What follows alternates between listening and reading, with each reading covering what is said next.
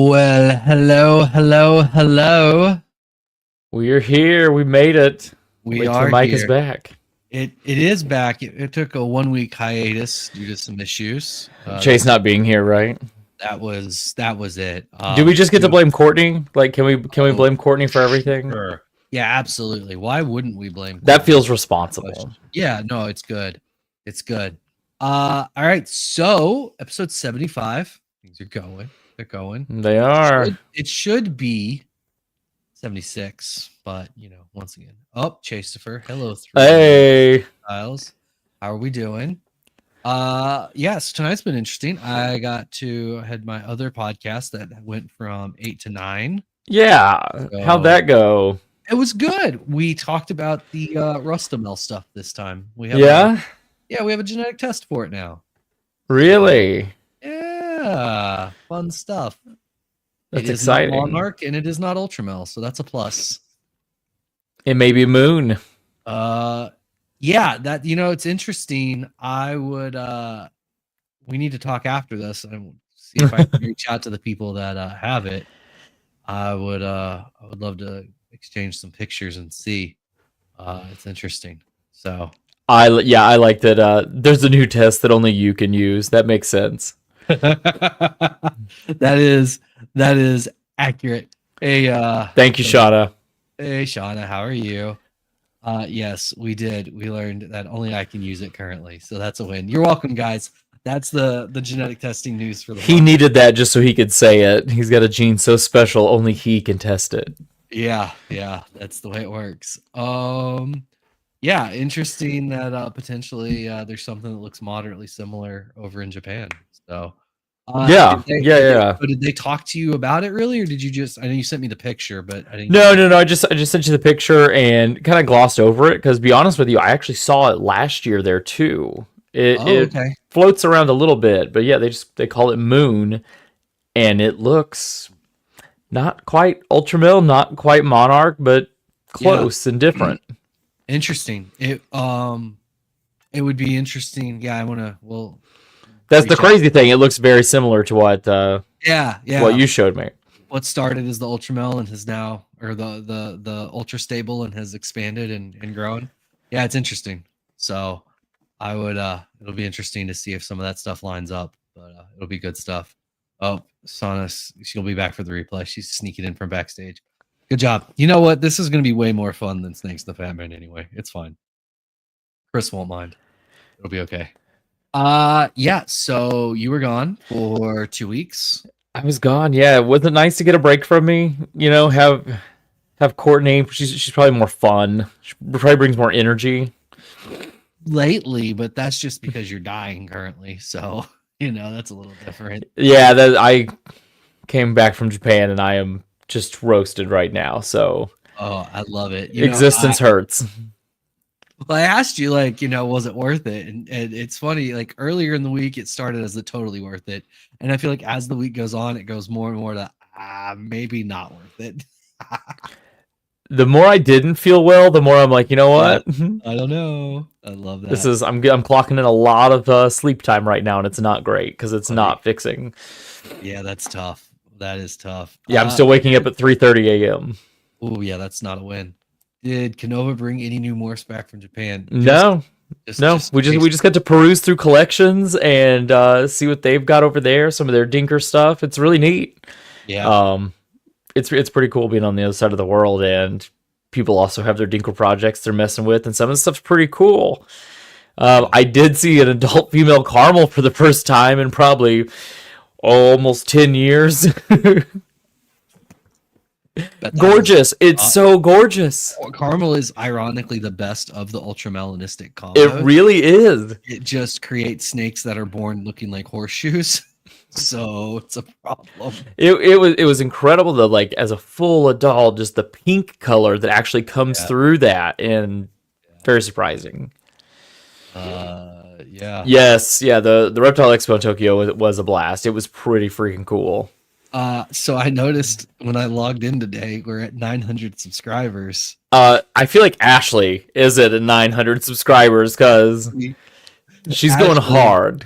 Jeez Louise, we're just hammering it now. This is good stuff. She's gonna make you stay. You know what?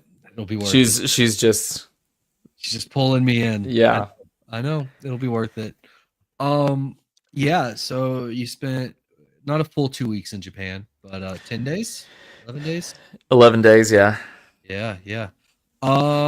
This is your second trip out there. What was different this trip versus last? Bounced around more. Got to take the bullet train over to Osaka, and I did my reading because I get excited about going to these places, what I want to see before I get there. Yeah. And it's supposed to be the nation's kitchen. Okay. And it lived up to the hype 100%. All right. The best food I've ever had, honestly. Awesome. It was incredible. Like just the best meat. It was fantastic.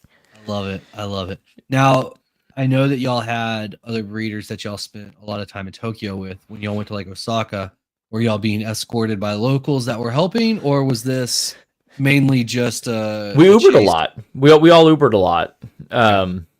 We all kind of did our own things at different times, but then we'd meet up for the show or go get snacks. We were good at that part. I'm sure. Or so eating. the Canova crew though, y'all were doing a lot of stuff on your own, so you weren't being escorted by. No. Nope. The Uber app works just as easy over there as it does here. So perfect.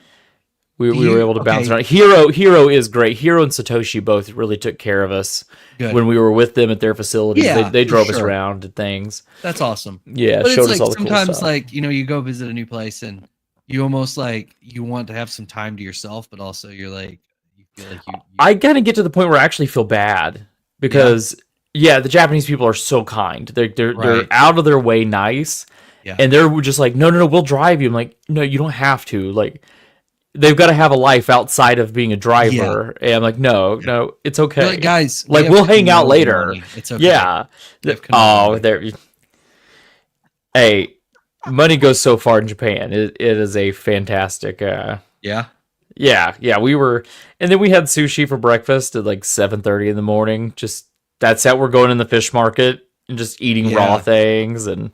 Yeah, I don't think that would be as exciting to me, but that does sound pretty incredible. So it was good. It was good. I mean, this guy, this stand in the fish market, they actually take a shrimp and they compress it down and smash it into a giant like shrimp wafer. Oh my god. This random guy in the street, I was like, "Oh, can I take a picture of that?" He's like, "Sure." And then broke a piece off, handed it to me. He's like, totally, just right out of his hand. That is so stranger nice. Around the world. Awesome. Tasted just like shrimp. Like that's all. That's it. Nothing else. It was like just shrimp. Yeah, straight from the ocean. Interesting. But everyone was eating them around the market, like these giant flat, vinyls of wafers. Shrimp.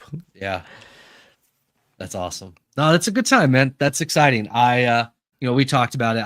I'm definitely gonna go next year and go. Yeah, you're pretty much pre-booked. Yeah, very much so. Things didn't work out perfectly this year for it. And so I was like, well, we're going to make sure that it works out next year. So I've got, a little crew of people that want to go as well. So it's going to be a good time. I'm looking forward to doing it. And I think it'll be fun. Unfortunately, there was too much snow on Mount Fuji. So we only got like 3,000 feet up and they've got the pass closed because there's so much snow. And you could see, I recorded some footage where there was an avalanche just like a week before, and all these trees were just gone, and all you saw were like broken stumps going up the hill. That's very humbling, right? Yeah, so it's a very active space. I love it. Good morning, guys. Good evening, not morning. Goodness gracious. Oh man, yeah. Were you also just around the world? Buddy. My sleep schedule has always been. I was going to say, your sleep schedule is evil. Yeah, I was tired. It was more of like I was just on Patrick's sleep schedule for almost 2 weeks. Yeah. And I can't hang. That's what we found out. I do love whenever like we all go on trips or whatever and everybody like starts shutting down at like 11:30 and they're like, I've been up for so long. And I'm like, guys, I still have 4 hours left of my day. What am I gonna do? You should be so thankful you get 11:30 out of me on trips. I'm struggle busing. You know what? That's fair. That's fair. You could be like your sister and just literally fall asleep everywhere. Everywhere. I was going back through looking for some old pictures, and I found the SD card from Daytona where we just like took like a picture of Molly sleeping at all these in every location. I was like, oh we should probably get all those framed and just take them into her wedding. Chaise, that's it. Like her asleep in the car with the Burger King hat on the way to Daytona. That somehow needs posted at her wedding. She would be so mad at us, but you know how like at weddings at each table, a lot of times they'll put like a picture of the couple or whatever. Yes. Just at each table, we have a picture of her sleeping in a random location. You know, for her bachelorette party, we could just make a T-shirt out of each one of her sleeping pictures too. Chaise, these are all such good ideas. I know. I'm in. Molly's gonna love us. So much. You know what? She's not listening right now. We're fine. She's probably watching basketball. So we're good. She's playing video games. Fair enough. All right, yeah. So what else from Japan do you need to share with the world? I mean, go if you can. It's amazing. It's a wonderful experience over there. Cleanest place I've ever been with the kindest people. Everyone is just so nice. If you need help on the street, a good just saying "sumimasen" and looking a little lost will get you a long way, because it's just excuse me over there, and they are so helpful. A lot of just pointing, and they'll get you places. Translator app goes a long way. Oh yeah, big time. Yeah, I can imagine. That's cool. All right, so you get back from Japan and you dive right into the facility. Do you feel like there was some struggle bus at the facility when you got back? Man, yeah. Okay. The facility did great. Rob held the fort down for us. Good. I know every night I was going to bed, I was texting Rob because I was like, oh, he's pulling in at the facility now. So, just checking in with him, making sure he's good, if he needs anything. But yeah, he crushed it. Set up clutches for us. Good. Went and got rodent feed, made the place work while we were gone. So very thankful for that. I love it. That's good. Rob's good people. Yeah, it's nice to have those little blessings, just to have reliable people that Justin and I are able to go out on trips together. Yeah. Even if it's just once a year, we're able to do that. Yeah, no, that's fantastic. So Rob and Greg basically held down the facility while y'all were gone, huh? Yeah. Oh my goodness. Can't believe you let those two fucks run it. That's amazing. They held the fort down. And I love it so much. I tell you what, I had the best feed today that I've had as long as I can remember. That's awesome. It turns out that they didn't feed them for the past 2 weeks. It's funny. You say you had the best. I had the worst feed I've ever had last week, which I actually think was a blessing, because it actually ended up being like, so I'd say about 30% of my females, like breeder females, ate last week. Yeah. But when I went and ultrasounded, it means I'm going to end up with like 130 clutches. There you go. Yeah, everything is at like 25 and 30, which is, about when they stop eating anyway. And so I was like, oh, okay. I don't feel as bad about the fact that none of y'all fucking ate this week. That makes me feel a little better. Yeah, man, that's great news. We'll see, buddy. We'll see. It's gonna be a lot. It's gonna be a lot of babies. You're for a second. Yeah, you're there now. Yeah, we're getting a really bad storm right now, so everything's kind of slowing down. Yeah, it's gonna be an adventure, man. It's gonna be an adventure. It is funny to me, how ball pythons switch from being, I would argue, great feeders. Hatchlings and subadults eat very well, and then they become adults, and all of a sudden they just, some continue to be great eaters, and some are just picky and just assholes. Yeah, it's really interesting where they get their own little personalities for being beautiful pet rocks, and some of them really do want like a full clean every single week to eat. Otherwise, they're like, no, if the plate's not perfect, I'm not gonna touch food on it. I'm not touching it. I've started using more hides with stuff now. Yeah, how's that going? Amazing. And not like, dude, I have a female right now. She's legitimately 5,000 plus grams. And I put like a giant hide in with her because she just wouldn't eat. She wears it like a top hat and she'll eat now. It is the dumbest thing in the world. But I'm like, and there's barely enough space for her and the hide in the tub together, to be honest. Like, she's so big. Hey, as long as they have that sense of security where they're like, oh, this is home now. It really does. Like, I've got a couple of females that are like, 2,500, 3,000 grams that like cram every ounce of their body underneath a hide. And they're like, this is good. I'm happy. Just like, what are y'all doing? It makes sense though. I mean, that's why so many Yes, people, you're when they right. see, like, if they don't know it and they see racks for the first time, they're like, oh, the snakes never see, like, they're never out on walks, or they're never moving around. It's like, No. look, in the wild, you're digging in holes for these Yeah. things. They don't want to be out. They You're are like, so happy. they are literally ecstatic. Yeah, I've got a male I'm sending to y'all next week. He only leaves his hide to eat, and then he goes immediately back into his hide. Fantastic. Yeah, you're welcome. Enjoy that guy. You know what? He's eating, and that's a big win all in its own. So you're welcome. He's bigger than the last mail y'all got from me. Yeah, does he have hemipenes? Oops, I mean, Allegedly. Yeah, allegedly. I snipped them off, actually. I thought you were saying you glued them on. I glued. Yes, I glued the hemipene of one of the males. I had to amputate a hemipene on that one. It's a transplant. It's fantastic.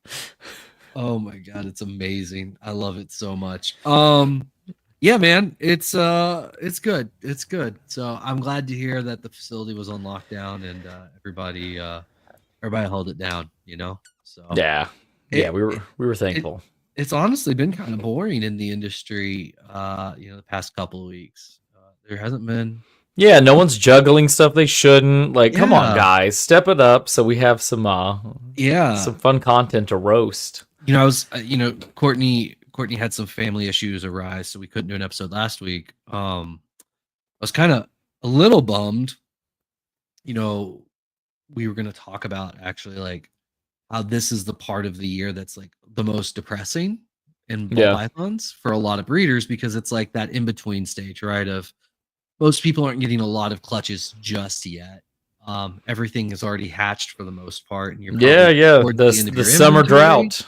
It's the drought, man. It's kind of a bummer, and I think that's one of the harder parts for a lot of people in our industry to deal with, is the negativity and like the depression almost, right? That you deal with right now, because you're going in there and you're taking care of animals every day, and it's it's a job and it's effort, and you're not seeing the fruits of those labors, as easily, right? Yeah. I mean, you don't have that encouragement from all the specialness that comes with cutting those clutches, That's it, man. And then I'm gonna put this up for a second so I don't forget it. Actually, I'll just answer it now. Ryan, message me on Instagram and I'll send you a link. They're the giant VE ones.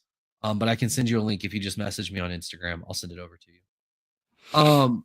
And it's not even honestly like, part of it is like the drought and you're not getting the dopamine rush and all that stuff. But like, I think sometimes too, like you deal with that, and then like if things are just going like slightly wrong, right? Like it just kind of compounds. I told Courtney I was gonna talk about.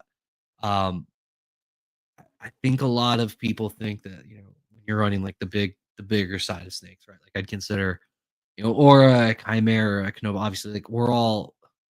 I know we like to think of ourselves as boutique, but we are not. I, sir, am a boutique breeder. Yeah, whatever. We're all still larger scale breeders, and I think sometimes people think that like things just don't go wrong for us.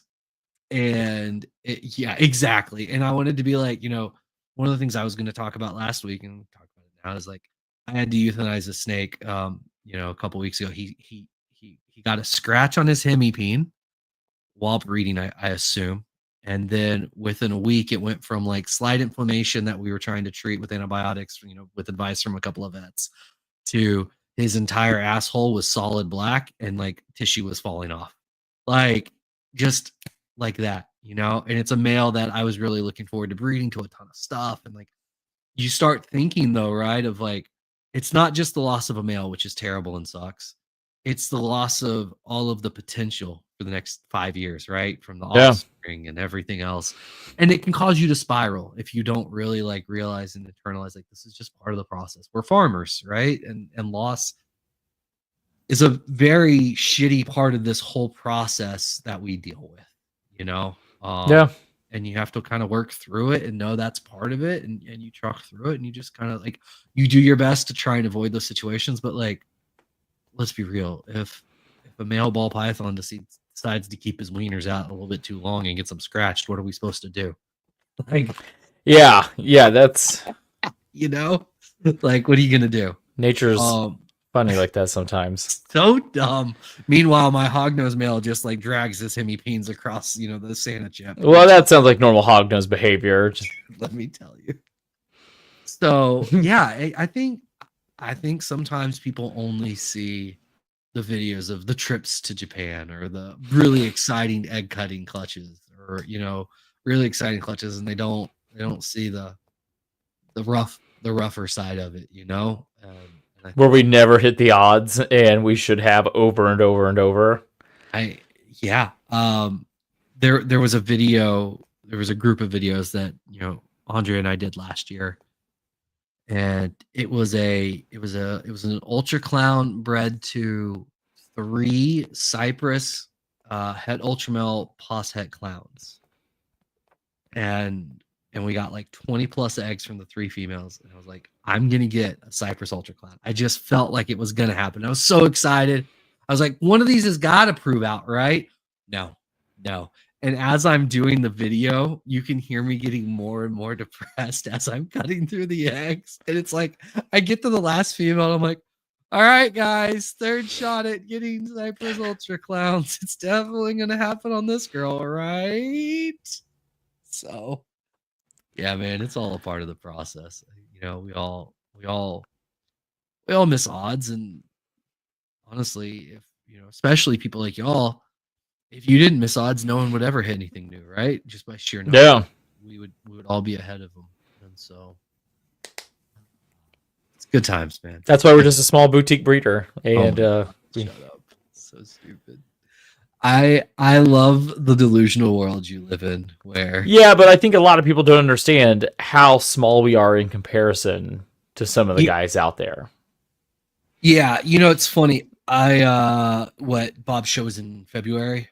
Yeah. So, I was down in Atlanta for the show, and came out to the facility, and Justin and I are talking, and I'm just kind of like, when I go to other people's collections, oddly enough, I care less about the animals necessarily that they specifically have, and I care more about how they have everything set up, and like what you kind of try and look at the vision for the collection, because I feel like there's more to glean for me personally there than the animals, because either I can buy the animals and I've chosen not to, or their animals I can't buy anyway, and so I can't really do much with that, right? But I can look at where's the collection going, what's the idea behind there, and is that something I can take in?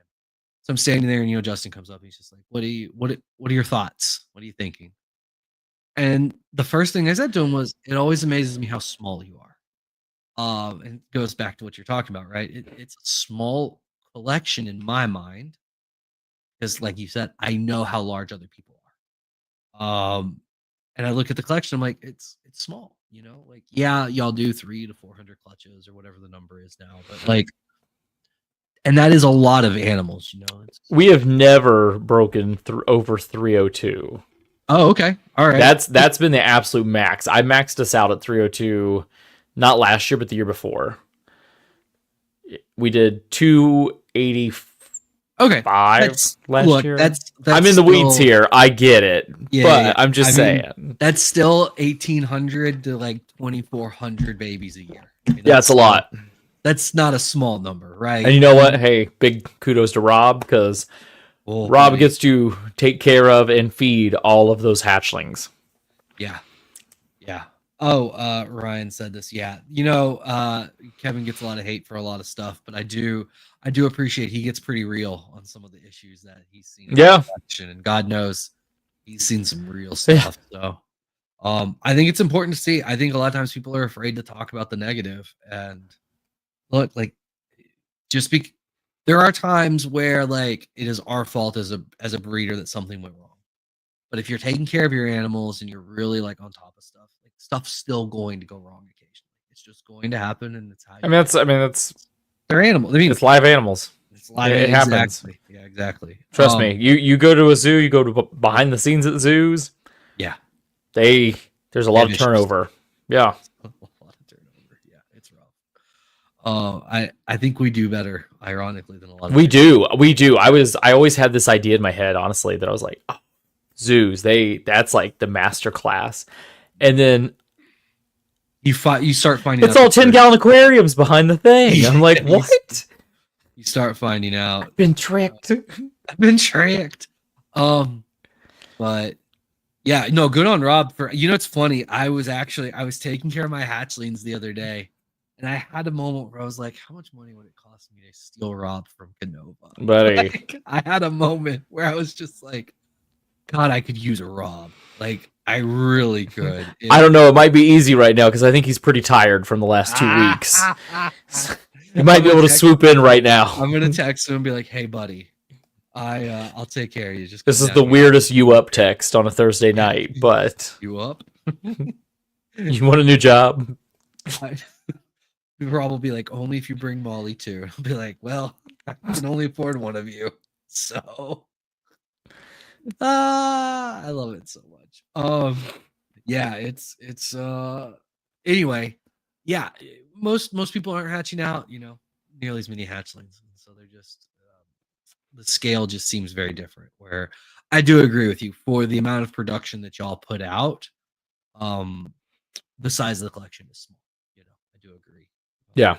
Yeah, and we're constantly streamlining it, and that's kind of one of the biggest goals we always have, is to not just overinflate for no reason.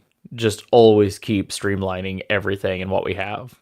I regularly interact with a couple of very, very large breeders, and it blows their mind, even like on my sides, because like we all kind of do similar things. I think y'all are probably a little more aggressive on getting rid of breeder females than I am. I probably hold on to them a bit longer than y'all do, but it's still the same concept, right? Like, yeah, I went through my collection and I finished ultrasounding, and I was like, okay, these 25 or 30 females, they're not going to lay this year.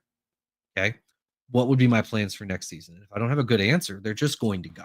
Exactly. Right? And if you don't have a good answer, that is your answer. And that's kind of how we always go by. Right. And I think that's one of the toughest things that gets overlooked a lot with people as they buy more and more and grow their collections. They just keep adding, and they don't necessarily really focus in and streamline and always curating what's there. Well, and then sometimes too, like something I'm having to do, and some of the animals I've listed on Morph Market and I've had to put notes in, like you'll have the animals that are the really slow starters, right? That just they don't want to eat, and they're just not doing great at your facility. Not in a non-healthy way, but just like we talked about earlier, sometimes ball pythons are just picky, and they're like, you know what? I just don't like this environment for whatever reason. They go to a new place and they just crush food, right? Yeah. It's so annoying. It's so frustrating. But it's like, even on that, like, I'm going to be listing some really good animals that just, they're, 2 years old and they're like 800-900 grams. And they just really haven't taken off, right? And they just don't seem to be thriving as well as they could. And it's like, I could sit on those animals for the next 5 years. But like, what good does that really do me space-wise when you have all of these other animals coming in that need that space as well, right? And so it's like, all right, yeah, I'm going to sell a quad head hypo DG clown pied female. I would not normally do that, but she's 2 years old and 800 grams, 900 grams. Like, all right, let's get some value. Hopefully, let the other person know, like, you're going to get a deal on this animal because she hasn't thrived at my place, but hopefully she takes off at yours. It's the gamble, right? Oh man, let me tell you, my chocolate monarch het clown male, wouldn't lock up. Like, grew fantastically, just never missed a meal, but would not lock. And we're like, you know what? It's been so long. We're just gonna sell him, and we're gonna let the person know, hey, he may just never lock. He's just not interested. We've tried for a year. Yeah. As soon as they got it, first week, they sent us a picture of him locked up. Amazing. That's all it takes. It seriously, it just that's why I incorporate, like, with girls that go off feed. Yeah. And you won't get them back on feed. I'll move them to a whole different tub size in a different part of the room. And 100%. Then 99% of the time, they hit that first meal offered. It's funny. I bought a male from y'all. This is probably pastel lavender het pied female. When I bought her, Justin told me, hey, she's a problem eater. Same thing. She was 2 or 3 years old and like 700 grams, right? He's like, she's a problem eater. You're getting a very discounted price. Like, just know what you're getting into. I was like, yeah, not a problem. So I kept her for like 2 or 3 years. She just would not eat. Like, she was the worst, right? Like, one meal every like 4 months. I gave her hides. I changed tubs. I did everything. Couldn't get it. And I was like, all right, I give up now. So then I send her to the next guy. Same story, right? Yeah. He gets, and about 6 months later, he sends me a picture of this, what was like legitimately a 900-gram female that's now like 2,500 grams. Like, she's been eating twice a week for me since I got her. And I'm like, wow. I don't even know what to do with that information. I was like, she didn't like it at Justin's. She didn't like it at my place. Clearly, she loved it at yours, dude. So awesome. Like, that's fantastic. It's funny how they just want their certain ways to, and then they're going to kick in and be the happiest person ever. They are. And they do that with, food sources too, right? Whether it's, fancy mice or mice or, rats, whatever. Like, they have their preferences. And, I've had females that, I have a double het sunset clown female that she will only eat fancy mice, period. No questions, ifs, ands, or buts about it. And sometimes you just have to give in, you can't fight it. I used to try and fight it and switch them over, but it's like, you think about, okay, I can give this female what she wants, or I can try and wait her out. But this female, especially like the one I'm talking about right now, she's at 15 millimeters right now, 20 millimeters. If she doesn't get food, she's going to reabsorb, right? And she's going to reabsorb before she decides to start eating rats. We know where this is heading. Right? I know. I always get so nervous when they've got like good follicle growth, but then they just stop eating, and I'm like, oh no, you're not supposed to stop yet. You're gonna don't do that yet. Those are gonna reabsorb, please. Yeah, please don't do that. Yeah. And so you give in and you give it to her, and all of a sudden she goes from like 15, 20 to 30, and you're like, thank you. You've done your job. Thank you very much. And that's all it takes sometimes. It's crazy how if they're at like 1.5, you can get 2 or 3 great meals in them, and then they're at 2.0 and they'll go off food and just sail away. Get one more pairing, 2 more pairings, they're done. Yeah, it's frustrating. That's part of the struggles. I had this female. It was a yellow belly cypress female. A yellow belly cypress clown female. So nothing like crazy, but still a cool female, really cool female. And I paired her to an inchy spot nose yellow belly lace clown, right? Oh, nice. I want to make some really cool stuff. Wish I still had that male. He didn't make it. His butthole turned black. Anyway, that was the male from previous guys. If you didn't get context clues, that's painful. That was rough. I really liked that male a lot. Anyway, so pair him up. I never saw a lock. I was like, well, this male normally was like, he was good for us. He was good for the previous breeder too, I hear. And so he was good. But I didn't see the lock. And I was like, and the female was at like 15 millimeters. I was like, okay. So I waited a couple of weeks, and he started having some issues. And so I was like, I'll put another male and we'll just see, right? Like, because I don't want to miss out on this female. So then I pair up another cool male. Didn't see a lock again, and I'm like, what the fuck? So I ultrasound, and she's still at like 15. So she's been at like 15 for like a month, right? And that's kind of that scary spot where you're just not sure which direction are they going to go. So I was like, all right, I've got a male that never, like, he locks up. Like, no is not in his vocabulary, right? So pair him up, no lock. And I'm like, are you kidding me right now? So when I start getting that, I'm just like, I think the boys know something that we don't. They're picking up on pheromones or whatever's out there. Here's what's funny. So that was about a month ago that the final male went to her. Opened the tub up yesterday. She's ovulating. Wow. And so she went from like 15 to ovulating in about a month, which very rarely happens, but it does happen. I get nervous about that though, because buddy, I'm getting a bunch of slugs. I know where this is heading.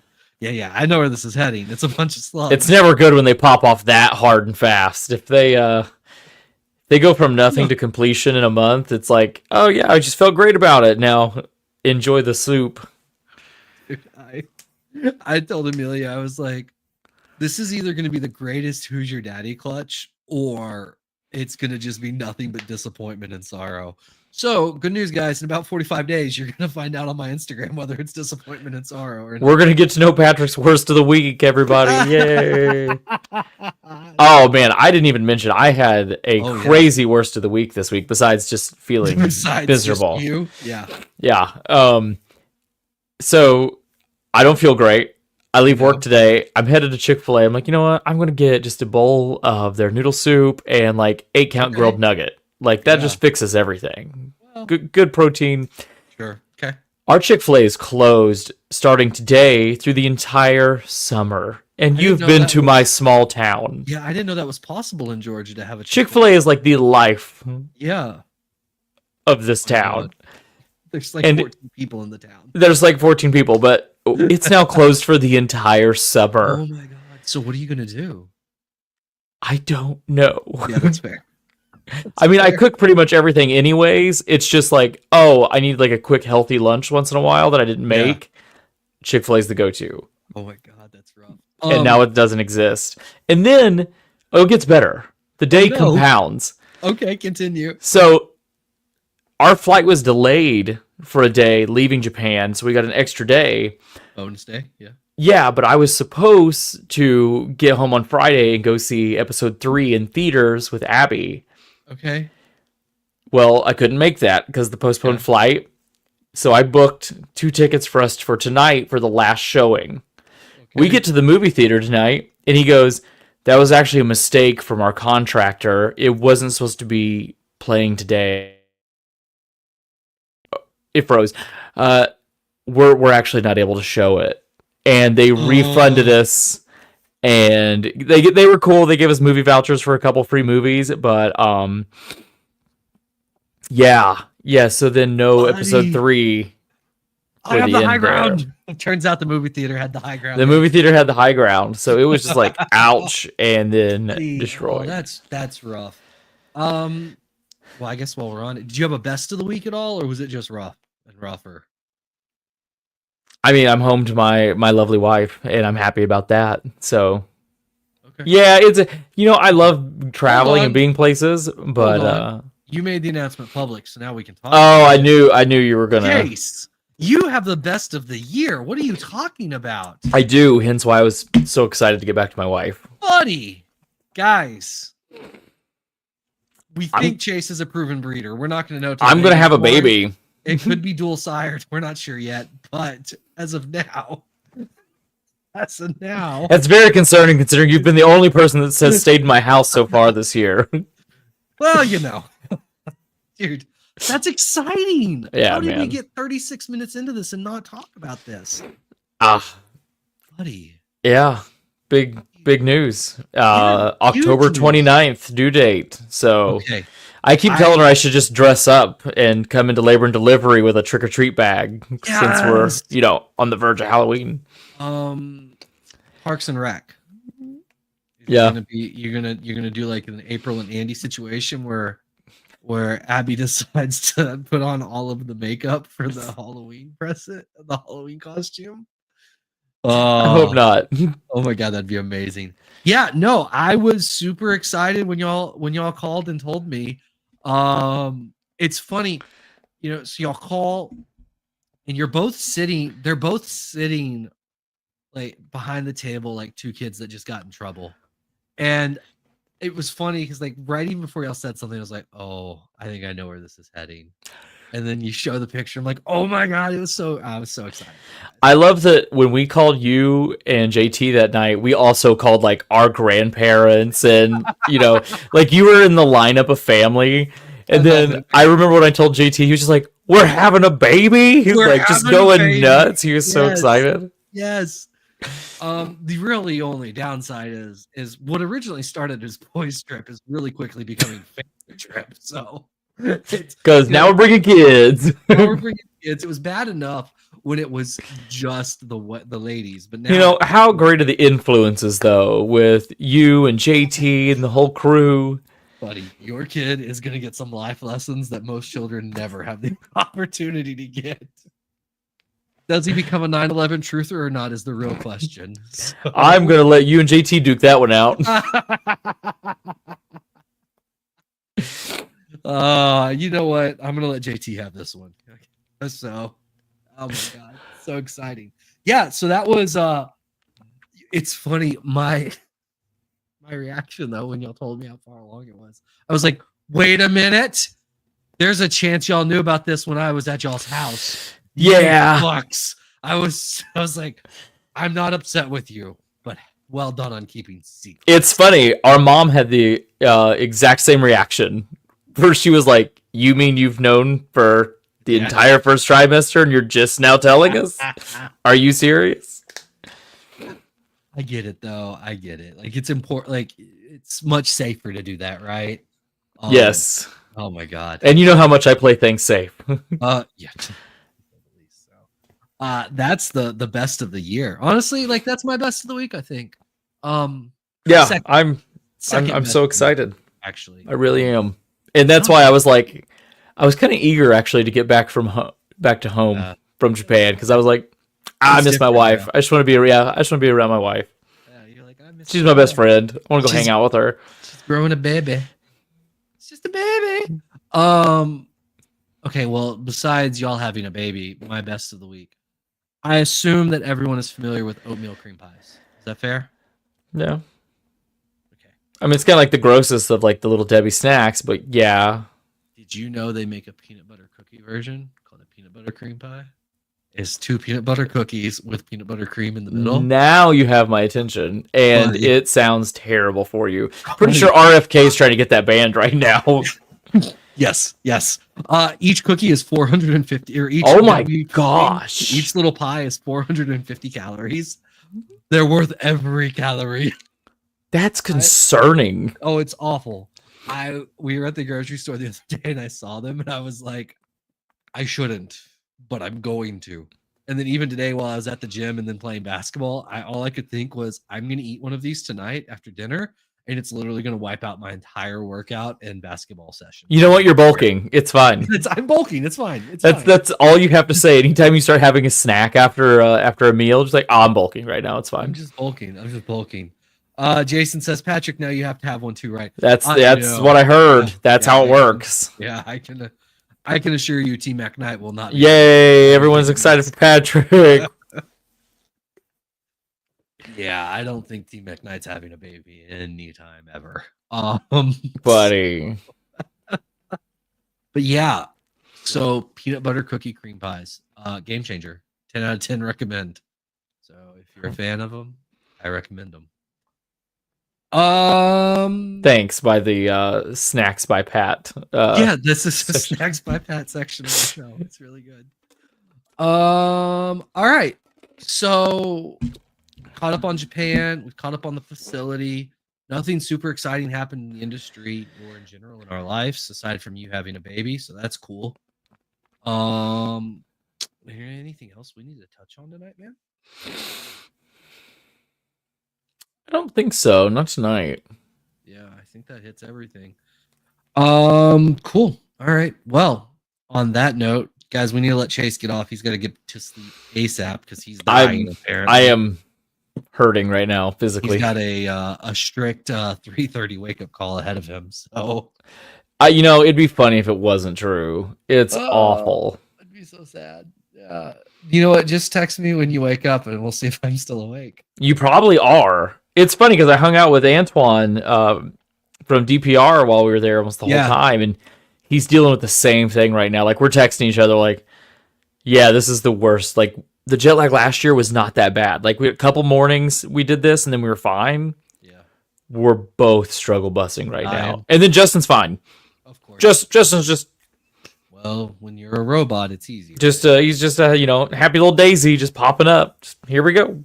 I love it so much. I love it. All right. Well, on that bombshell, what's the best way for people to get a hold of you? JKRMGR on Instagram and Canova everywhere else. I love it. Guys, Aura Reptiles everywhere. Please like, subscribe. I thrive and rely on your validation. If I don't get it, much like Tinkerbell dies when you don't clap for her, I will also die. Thank you guys for the congratulations, by the way. I appreciate it very much. We're very excited. So cool. I love it. Guys, on that note, we love y'all. Thank you so much. And we will see y'all next week. Bye, friends. We'll see you next week.